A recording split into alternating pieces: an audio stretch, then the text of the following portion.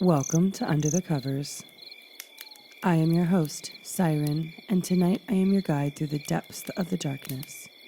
Pour yourself a drink, do some gardening, and curl up under the covers as we surrender into the abyss. I went cave exploring with some friends. I'm the only one that survived. I used to think Mammoth Cave was just another adventure, a tick off of our list. It was supposed to be fun, a weekend to explore the shadows with my best friends, to test our nerves in the endless darkness. But somewhere down there, under miles of stone, something went wrong. Now one of us is missing, and I swear I can still hear him calling. We've been going for hours, our voices echoing through the tunnels, each one mocking the confidence that we had when we started. There was me, Sam, and my friends Luke, Jared, and Ben. Ben was always the daring one, the first to wander ahead, the one who'd get us into trouble just to laugh it off. But when he didn't come back, no one was laughing. It's strange. We retraced our steps, searched every crevice, calling his name until our voices scraped raw. Nothing. Just an endless silence, heavy and swallowing. And then the faintest echo, like Ben's voice, drifting from somewhere deep in the shadows. Luke was the first to hear him calling. He stopped dead, his hand shooting up as we walked, telling us to listen. We froze, straining against the thick silence. "Did you hear that?" he whispered, his voice barely louder than a breath. None of us had, but as we stood there, letting the silence settle around us, we heard it, a faint, distant call, almost swallowed by the stone around us. It was Ben's voice, unmistakably. He was calling out, the sound barely reaching us as it was bouncing off the cave walls in strange, warped echoes. The direction was wrong, though. The call wasn't coming from where we'd last seen him. It was coming from one of the tunnels we hadn't even traveled down. But maybe, somehow, the paths were connected. It wasn't impossible for cave tunnels to intersect. We were probably out about 2 miles down at this point, so deep that the silence felt alive, closing in around us. The chill in the air seeped into our bones, and every breath echoed back like a reminder of how far we'd come. The walls felt tighter here, the space around us shrinking with every step. Our lights cast shaky beams on the rough stone, cutting through just enough darkness to keep us moving. We packed extra batteries, sure, but even with the supplies, an uneasy feeling twisted in my gut. Still, leaving wasn't an option. Ben was down there somewhere, and we just couldn't abandon him in the dark. We walked down a few hundred feet, calling out Ben's name in the dark. Then, in silence, hoping for any kind of response. The cave swallowed our voices, leaving only the faint drip of water somewhere far off. Then, after what felt like ages, we heard him. It came from behind us. "What the fuck?" Luke whispered, his voice tight and shaky, eyes darting back towards the path we'd just covered. Jared, louder than any of us, shouted back, "All right, Ben, you can stop messing with us now. This isn't funny, bro." I wanted to believe it, that Ben was just messing with us, hiding in some shadowed nook and waiting to jump out. But as I stared into the empty tunnel behind us, a chill crept over me. I couldn't shake the feeling that somehow it wasn't really Ben. We backtracked, our lights slicing through the shadows as we searched every inch of the area. We moved slowly, scouring every nook, every crack in the walls, but there wasn't a single trace of Ben. Not a footprint, not even a scuff mark. He was just gone. Eventually, we returned to the central cavern, slumping down on the cold stone to catch our breath and regroup. I told the others what had been gnawing at me, the dread curling around my thoughts. But Luke was quick to brush it off. "Oh, come on, man, you know Ben is just fucking with us," he said, his tone forced, like he was trying to convince himself as much as me. Well, how did he end up back here then, when he was down there before? I shot back. I'm telling you guys, something isn't right. Before anyone could answer, Ben's voice echoed again, faint but unmistakable. This time it came from the tunnel we'd seen him go down first. Come on, guys, this way. His voice drifted down the rocky corridors, a lazy drawl that somehow felt wrong. Jared sprang to his feet, shouting down the tunnel, "Screw you, Ben. When I see you, I'm going to beat the shit out of you." Then we heard it, a low, chuckling laugh, the sound echoing, but from a completely different tunnel. Luke and Jared exchanged glances, the bravado draining from their faces. It was like the air had thickened, and now they felt it too. Something was off. A chill crept over all of us, settling in our bones as Ben's laughter faded into the shadows. We huddled together, whispering hurriedly about what to do. The idea of leaving came quick, but Luke shut it down fast. "We can't just leave Ben down here, guys," he insisted, voice firm but edged with unease. Jared shook his head, glancing towards the distant exit. "I'm going. I'll call the cops and tell them our friend's missing. I'll come back with a search party." It wasn't a bad idea, honestly. Part of me felt relief at the thought of professionals with equipment and experience. But Luke wouldn't budge, his jaw set, determination in his eyes. He wanted to keep looking, convinced that Ben was close, just around the corner. Jared didn't wait for more argument. With a last look back, he took off down the path towards his exit, his flashlight bouncing along the walls until he was out of sight. Luke and I stood there in silence, the weight of the decision hanging heavy between us. Eventually, we decided to search a little longer. Just a little longer, we told ourselves. After Jared disappeared from sight, Luke and I ventured down the same tunnel Ben had vanished into.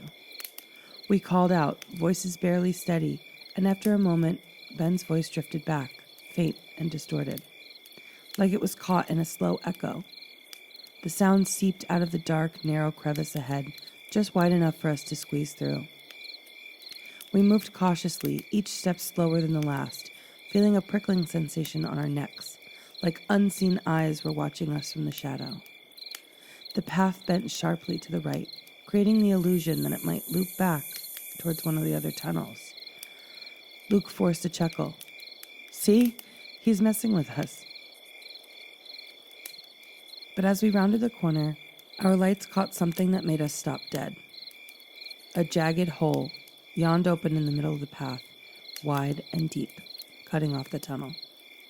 The space was too narrow to walk side by side, so I trailed behind Luke as he edged forward and aimed his flashlight down into the darkness below.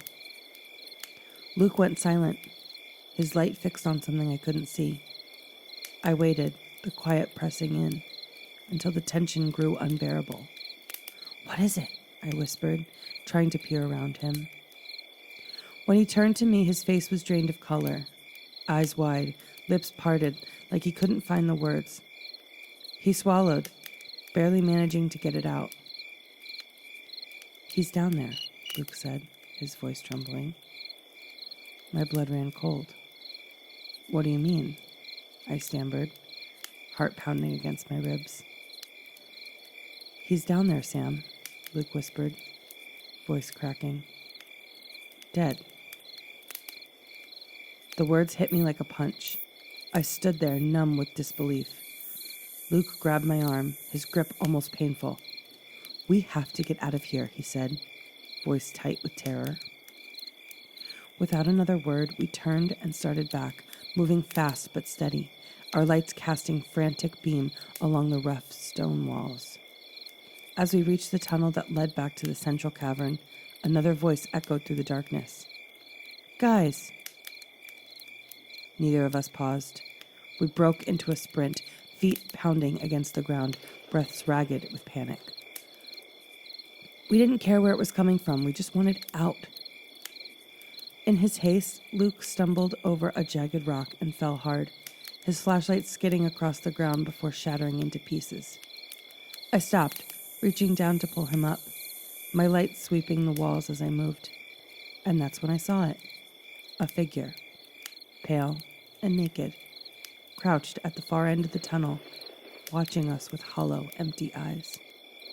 It looked almost human, but something was horribly, horribly wrong.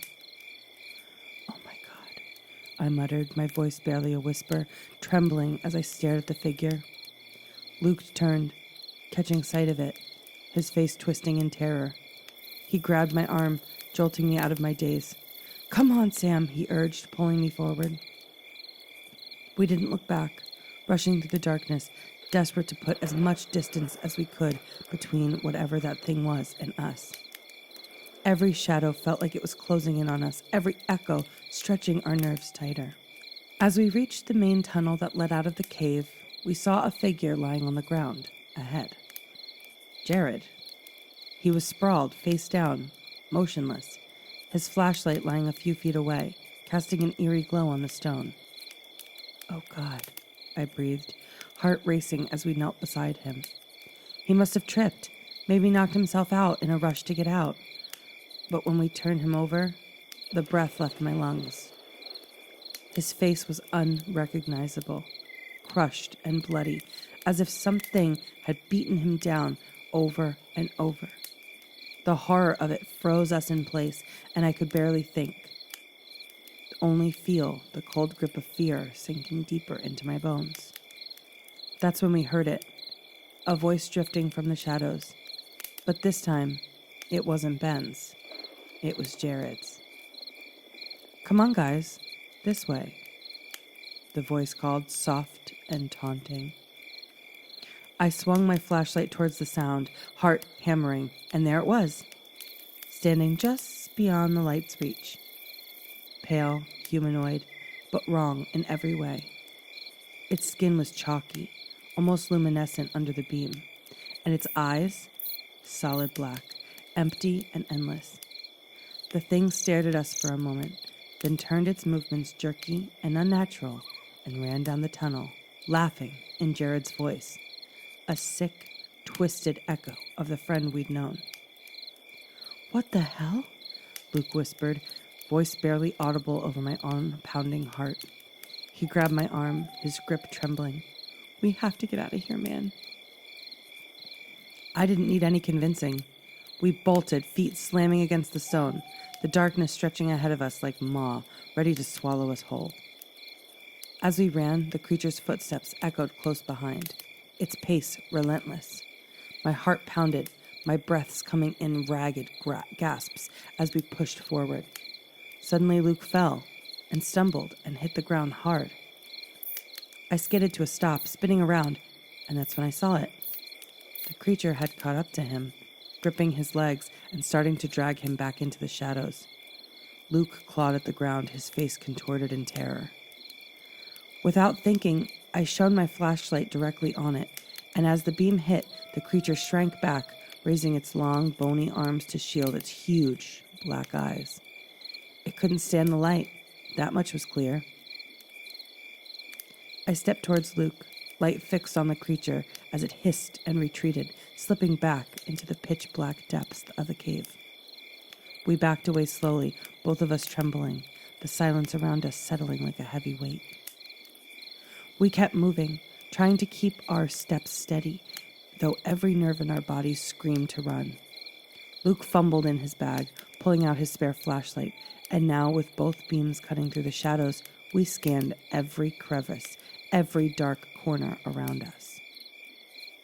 The creature was silent now, but its presence clung to us, a feeling so thick it was hard to breathe. We both knew it was still near, lurking just out of sight, watching and waiting. Minutes stretched on, each one more suffocating than the last. But then, just as panic threatened to take over, we saw it. The cave entrance. A sliver of remaining daylight spilling in, piercing through the darkness like a lifeline. It was so close, a beacon of hope after the nightmare had nearly swallowed us whole. We made it, or at least we thought we did. Step by step, we edged closer to the exit, the sunlight drawing us in, so close I could almost feel its warmth. But just as we reached the final stretch, the creature dropped down from above, a blur pale of skin and black eyes, crashing into Luke and sending him sprawling to the ground. I whipped around, frantically aiming my light, but it was too late. In an instant, the creature pinned him down, smashing his head against the stone with brutal force. Paralyzed for a split second, my mind screamed to me to react, to do something, but instinct took over. I turned and ran, abandoning Luke's final, muffled cries, leaving my friend behind. Tears streamed down my face, blurring my vision as I pushed myself forward, barely seeing the light ahead. When I finally burst out of the cave into a fading daylight, I collapsed to the ground, gasping for air, chest heaving, and the weight of loss crashing over me.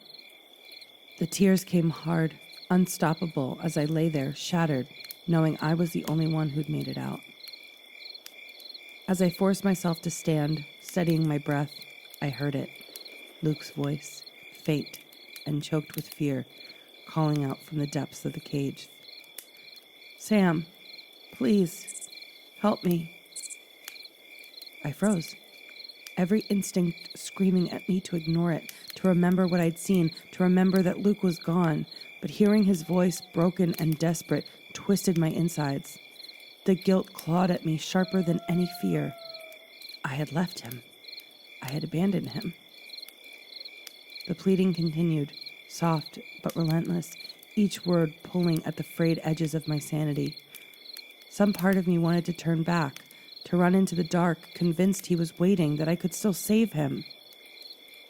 But another part, a colder, darker part, knew the truth. It wasn't Luke. It was the creature, mimicking his voice, sinking its claws into the last threads of hope I had left. And yet, what if somehow it really was him? The thought tore at me, leaving me stranded there, helpless and shattered, unable to move forward or look back. Finally, I forced myself to turn away from the cave, each step heavier than the last. I had to leave.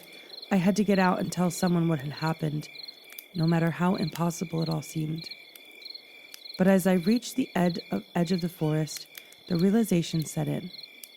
I couldn't tell them the truth. They'd never believe me. No one would. I could already picture the looks of doubt, the whispers of judgment. So I rehearsed the lie as I stumbled into town, every word twisting in my throat.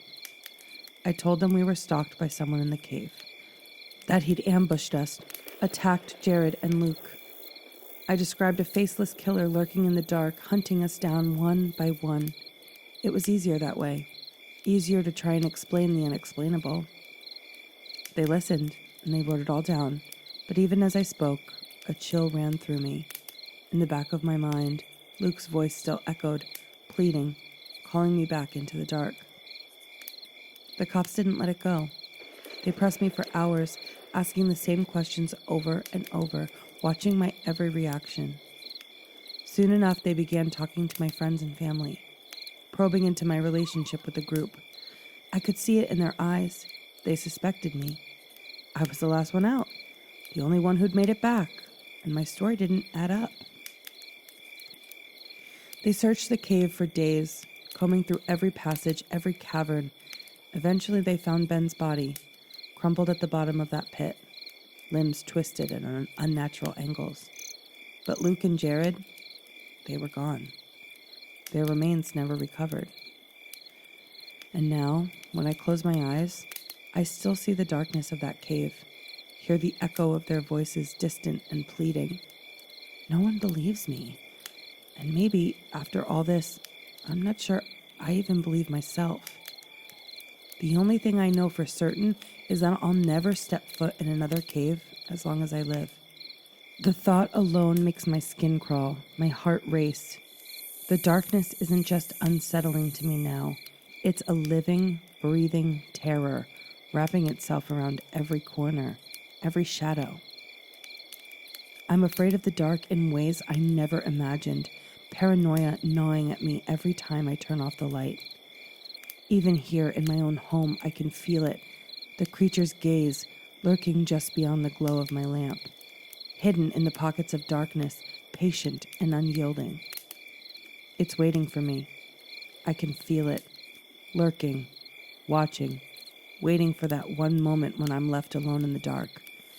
And I know, deep down, that it won't stop until it pulls me back into the shadows, just like it did with them.